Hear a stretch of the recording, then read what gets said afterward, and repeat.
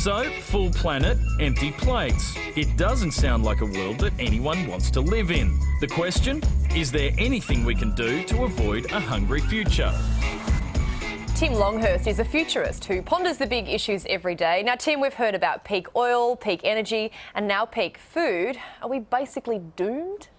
No. Why not? Well, because there's actually plenty of food today. We're talking about 1.5 times more food on this planet than we need. But what we've got is a distribution problem. The two big challenges are our wastes here in the West. 1/3 of the planet is overweight or obese, and the other is waste, just chucking food out. So, Tim, let's just talk obesity, a subject close to my own heart. Obesity rates are skyrocketing. Is it potentially advantageous, a food shortage? Could it help our struggling healthcare system as well as all the larger folk? Well, unfortunately, Steve, this is a problem. If we do have food shortages, it's not a problem that's likely to affect the 1/3 of the planet that are overweight or obese.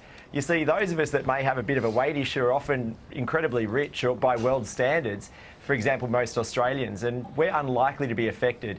It's the people who are already malnourished, people who are living on less than $700 a year around the world who are most likely to be able to who will be feeling the full impact of this. Now, Tim, talking about wasting food, we apparently waste 1/3 of all the food that we make. Do we just need to smarten up our act and stop wasting as much food as we are?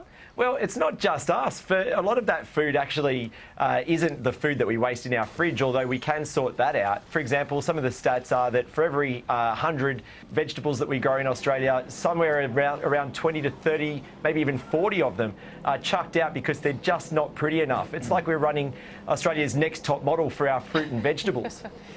Tim, I say peak food, schmeek food. Can we start growing crops on Mars? You're a futurist. Put a date on it. Oh, look, Mars is a long way away, and I'm not going to fall for that one. But what I would say is that there's actually the food miles on food from Mars would be huge.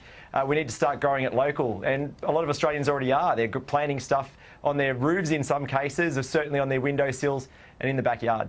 Thanks so much for your time, Tim. Thanks, guys. You know what I'm worried about? What's that? We've hit peak wheat, we've hit peak rice. Yeah. I hope we don't hit peak quinoa.